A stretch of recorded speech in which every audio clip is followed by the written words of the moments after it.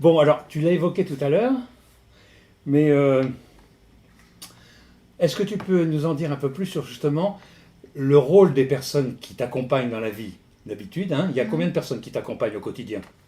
On va dire en moyenne entre 5 et 6. Bon, disons, je suis tombée enceinte en décembre. En début janvier, j'ai eu confirmation du diagnostic. J'en ai parlé direct à tous mes assistants, enfin voilà, un à un, quoi, en disant voilà, j'ai ça, qu'est-ce que tu en penses, qu'est-ce que ça t'évoque, qu'est-ce que ça te fait peur, ça te fait pas peur, voilà, tout ça. Et j'ai fait une réunion début février de l'équipe entière, qui s'est super mal passée en fait. Où il y a eu des espèces de. Enfin voilà, moi j'étais un peu dans le truc, écoutez les gars, voilà, j'ai pris ma décision, donc maintenant c'est vous suivez, vous partez quoi, en gros quoi. Enfin, moi j'étais là-dedans et il y avait une partie d'équipe qui était dans le truc, en gros on veut une augmentation. Voilà, en gros quoi. Et ouais, il y en a une qui m'a sorti ouais, t'es égoïste. C'était chaud quand même, hein, ça m'a fait chier. Et puis, enfin, c'était tendu. Ils m'ont demandé de sortir, en fait, de partir 1 heure pour qu'ils puissent discuter ensemble. Enfin, c'est une personne de l'équipe qui voulait ça. Et donc, moi, j'ai accepté parce que je me dis que, autant qu'à faire, autant que les gens y parlent, librement, quoi. Que ça sorte, autant que ça sorte, quoi. Je suis restée chez les voisins, je fumais des clopes, je jouais au Yams en attendant. Et puis voilà, et quand je suis revenue, c'était un peu chaud, quoi. C'était dur, hein, c'était très dur. Et quoi qu'il en soit, de cette équipe, il n'est resté qu'une personne. Ah, sur les 5, 6, il n'y en a qu'une qui est restée. Voilà, de l'époque, ouais. De l'époque. Ouais, il n'y en a qu'une qui est restée. Voilà, disons que ouais, je suis une amie, on va dire, mais bon, pour pas rentrer dans les détails, mais une est vraiment restée. Et puis après, à la fin, hein, mais bon, après, c'est parce qu'il y a eu des départs qui n'avaient rien à voir avec ma grossesse. Hein. Il y a eu 2 départs qui n'avaient rien à voir avec ma grossesse, et il y en a eu 2, clairement, qui avaient un rapport avec ma grossesse.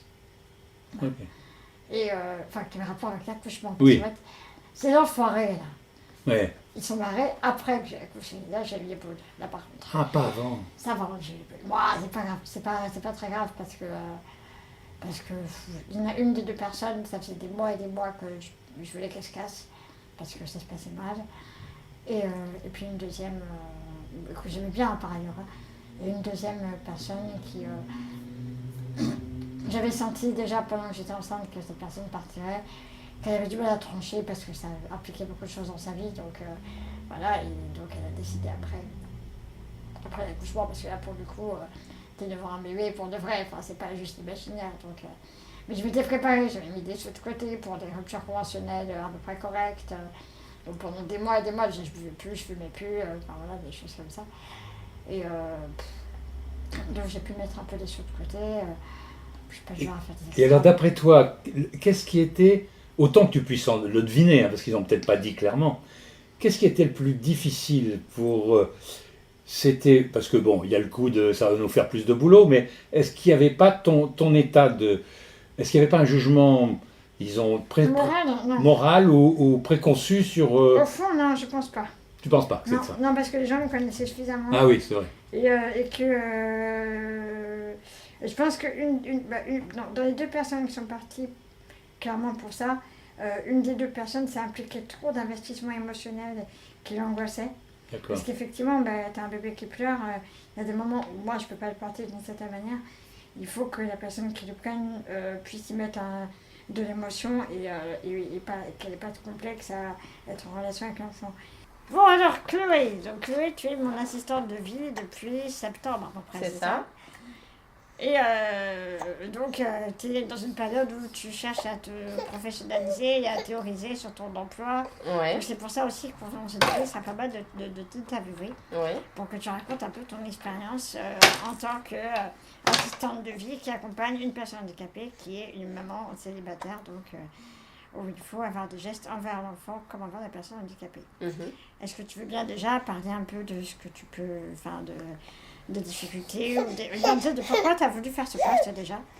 Et après développer un peu la suite. Ouais, d'accord. Alors, ça c'est arrivé à moi un peu par hasard en fait, hein, que j'aide des personnes en situation de handicap. Mais j'ai toujours aimé le contact social avec les personnes, les différences culturelles et tout ce qui va avec. Et j'ai toujours aimé discuter avec les gens, être dans le service, apprendre des nouvelles des autres personnes aussi. Et puis c'est quelque chose qui arrive à moi un petit peu par hasard. Et une personne qui cherchait quelqu'un pour l'aider dans son quotidien, qui a un handicap moteur aussi. Et puis, de fil en aiguille, ça m'a beaucoup plu. J'ai voulu aller plus loin, en apprendre davantage. Et puis un jour, j'ai appris que tu étais enceinte et que peut-être tu aurais besoin de personnes supplémentaires. Donc, je me suis dit que c'était une bonne occasion d'apprendre de nouvelles choses. La relation, enfin, le travail n'est pas tout à fait le même. Il y a d'autres choses. Il y a... Ce qui m'a toujours plu, justement, c'est de pouvoir aider tout en étant par moments en retrait et de savoir trouver ta place, quoi. Voilà, de savoir trouver ma place et de voir que je suis vraiment d'une utilité aux personnes, voilà. Et en préservant leur intimité, voilà. Et du coup, là, par exemple, est-ce que des fois, t'as pas, tu te sens pas trop, par exemple, quand je suis avec Jonas, est-ce qu'il n'y a pas des moments où tu te dis merde, moi je me dis, je me mets à ta place, je me dis, ça va pas être évident des fois, parce que moi je joue avec Jonas, je suis à fond, tac tac, et je veille à garder une bulle parce que je me tiens. Et je me dis, elle doit sentir un peu comme un cheveu au milieu de la soupe, là. Non, ça va. Ben, c'est arrivé, mais, et puis certainement que ça arrivera encore des fois. Mais plus le temps passe et plus je sais repérer ces moments-là. Donc j'arrive mieux à m'adapter. Ah, je suis sûre que c'est que qui te donne du bon. Tu peux lui donner ça? Ouais. T'approcher un peu? Ouais. Donc voilà, j'essaie de repérer ces moments-là et puis même des fois de les créer un petit peu ou d'aider à ce que ça se mette en place. Parce que c'est pas forcément non plus toujours facile pour toi, j'imagine que je sois là et de te dire il faut que je l'occupe pour que moi je puisse faire ce que j'ai à faire avec mon fils. Voilà.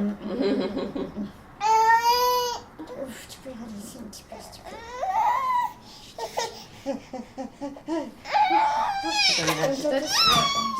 Hop.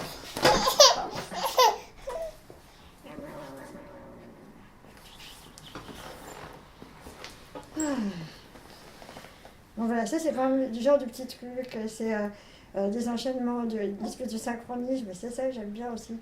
C'est quand on cultive cette espèce de truc où on a à peu près les mêmes réflexes au même moment, donc même si je fais ma liste de demander pour continuer à garder une forme de maîtrise du déroulé des choses, en même temps, toi tu sais déjà ce que je veux. Et donc tu n'es pas surprise et tu accompagnes le mouvement parce qu'on a à peu près le même avis sur le sujet, quoi. C'est ça. C'est un temps d'apprentissage qui est particulier, quoi. C'est ça. Et puis j'ai appris j'ai appris en discutant toutes les deux, on se met d'accord. Et puis aussi en t'observant, un peu discrètement, en observant comment tu es, comment tu gères ton quotidien, ce que tu aimes, ce que tu n'aimes pas. J'essaye d'adapter en conséquence. Voilà. Ouais, tu vois. Mais est-ce que, par exemple, parce qu'il y a quand même, il est mignon, Jonas, quoi, il est sympa, Ouais. On a envie de s'attacher à lui. Comment est-ce que tu arrives à gérer, déjà, est-ce que tu as l'impression que je te frustre? Ou que des fois je me sers de toi ou pas? Non, pas du tout. Ça, c'est quelque chose que j'appréhendais pas tellement. Parce que déjà, le fait que moi-même je suis mère, plusieurs fois, ça doit certainement aider. Donc, j'avais pas peur de m'attacher à l'enfant d'une façon qui aurait pu être inappropriée ou voilà, de prendre une place qui n'aurait pas été la mienne. Donc ça déjà c'est une première chose. Oui, t'as l'impression d'être en cas parce que t'as suffisamment ton côté. Bien sûr, donc j'ai pas de cette... Parce que quand on n'a pas encore d'enfant, on pourrait avoir un désir d'enfant qui ferait qu'on a envie de prendre l'enfant, de s'en occuper, parce que bon, comme tu dis, il est mignon, c'est attachant, c'est voilà. Mais là, non, j'ai pas eu ce souci-là. Bah du coup, il y a comme une espèce de barrière qui est là, enfin dans le sens où Ça te ferait chier quand on te fait ça à tes gosses. Bien sûr, moi j'aurais pas envie qu'une autre femme prenne ma place de mère, femme ou homme d'ailleurs, que quelqu'un prenne ma place, soit trop dans ma place de mère. Donc j'ai aucun problème avec ça, c'est même très important. Et du coup, naturellement, j'ai même pas besoin de faire d'efforts en fait. Quand je peux m'occuper de Jonas, quand à certains moments, toi tu fais autre chose, ce genre de choses, voilà.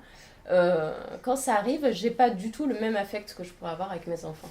Bien sûr. Donc, j'ai un œil bienveillant sur lui, mais dans son intérêt à lui, et puis dans ton intérêt à toi, j'ai pas cette... voilà, il y a cette barrière plutôt qui est là, quoi. Et puis, je suis là avant tout pour toi, pour t'aider toi. Donc, voilà, par rapport à l'enfant, j'aide, mais si je compare avec moi et mes enfants, j'aide comme une institutrice peut aider, comme un personnel de crèche peut aider, comme voilà. D'accord, ouais. Et voilà, je sais pas trop. Et de te voir t'épanouir aussi, voilà, c'est ça que je voulais dire. T'épanouir dans ton rôle de mère, de voir comment tu gères toutes les difficultés que tu peux rencontrer, qui te concernent, c'est intéressant et puis c'est beau pour moi de voir ça. Enfin, je te trouve courageuse et tu baisses jamais les bras et même s'il y a des coups durs, t'arrives à avancer et c'est un parcours qui est encore un peu hors du commun, j'ai envie de dire, parce qu'on voit pas ça tout le temps et partout et voilà, c'est...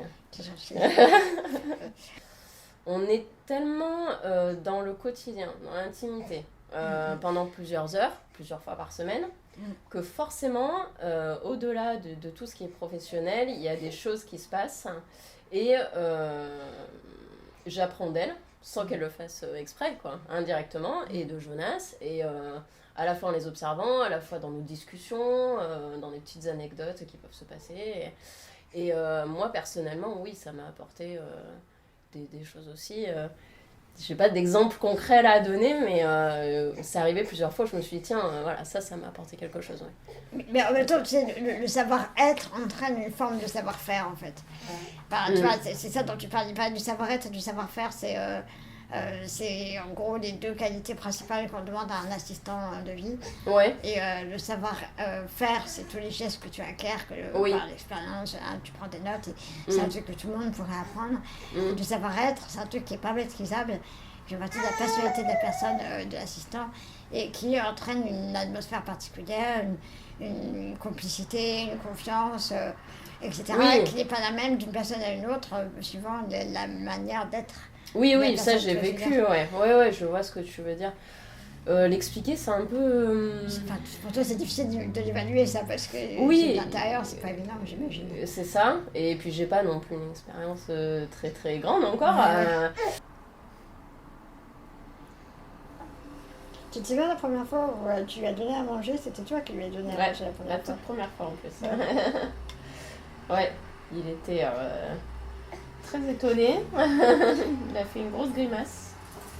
Il était posé sur mes genoux. Ouais. Il y avait Chloé, elle avait l'appareil photo à côté, dans une main, le bol et le client dans l'autre. Et tu t'es bien débrouillé. On a eu la photo, la vidéo de sa première bouchée. Ouais. Enfin, la deuxième, on n'a pas fait la première, on a fait la deuxième. La deuxième bouchée. La première, c'était sacré, c'était hors caméra.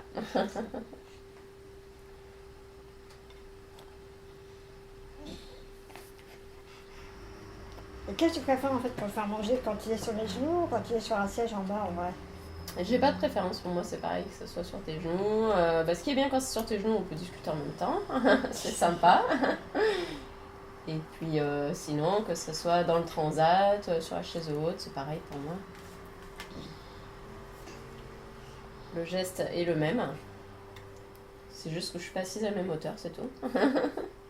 t'imagines, toi, Jonas, c'était sur la jeu de maman ou c'était sur une CD toi? Je sais pas. Faudrait qu'un jour tu me le dises.